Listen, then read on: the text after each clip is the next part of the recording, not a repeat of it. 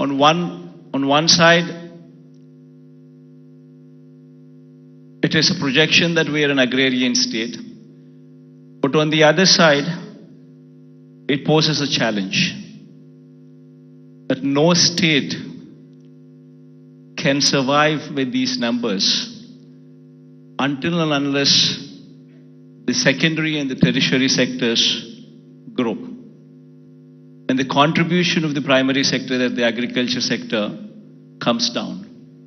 That means the growth should take place in such a way that the secondary sector and the tertiary sector continues to grow in a much faster pace than the agriculture sector.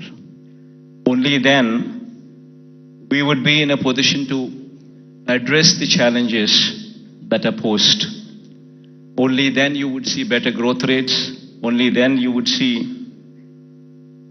a situation where you can talk about economic boost. In fact, so much so is the challenge posed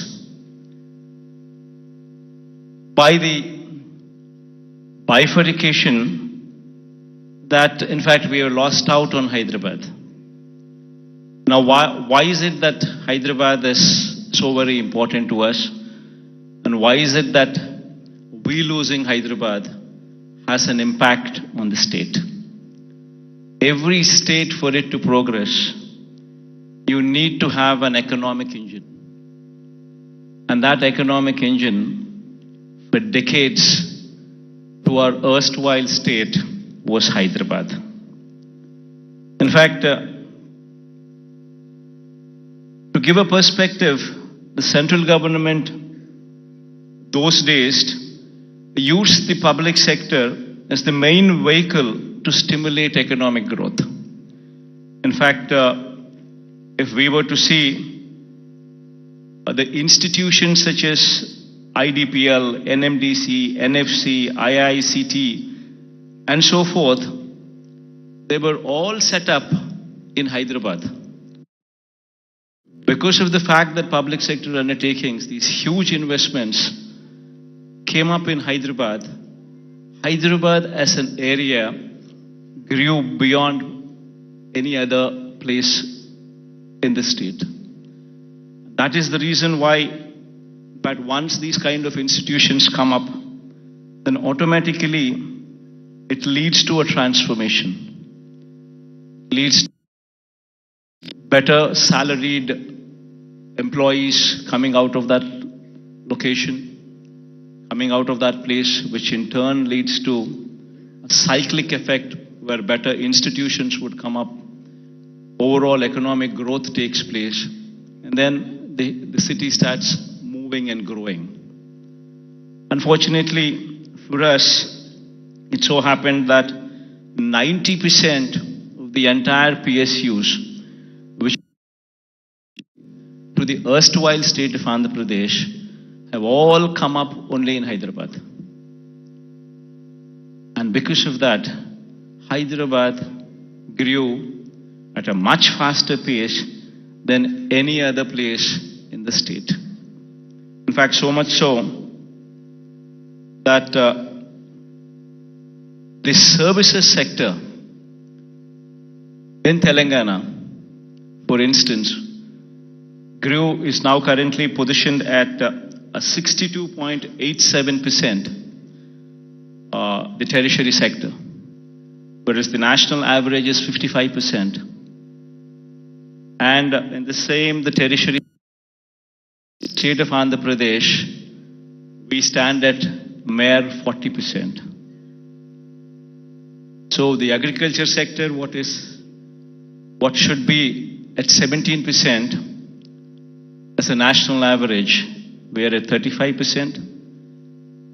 The services sector, which is the tertiary sector, which should have actually been at 55%, which is the national average, we are at 40%, whereas Telangana is at 62.87% of the state's GSDP comes from just the services sector, that is the tertiary sector, and predominantly from Hyderabad.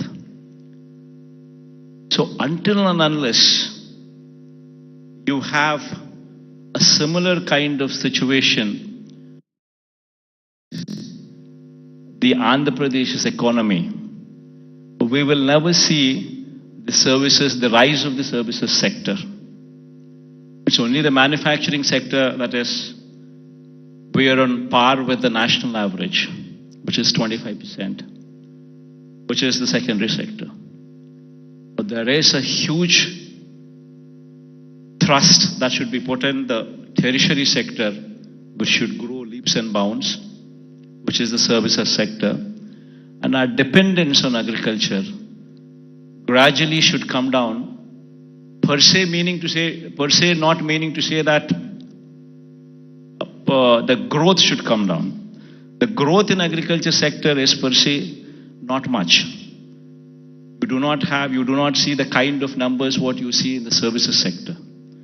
So it's very important for any particular state to grow. It's very important that the secondary sector, that is the services sector, that is the tertiary sector, should grow leaps and bounds. In fact, owing to this reason, the per capita income of Andhra Pradesh, if one were to compare with Telangana, is only 2,19,518. When compared to the figures of those in Telangana, you would see 3,12,398 for the year 2022. This is the per capita income. Predominantly, it is coming from Hyderabad. The reason why I'm saying this is we would have to have a balanced growth. We would have to harness the strengths that we have. We have a huge coastline of our second largest coastline, in fact, in the country, 900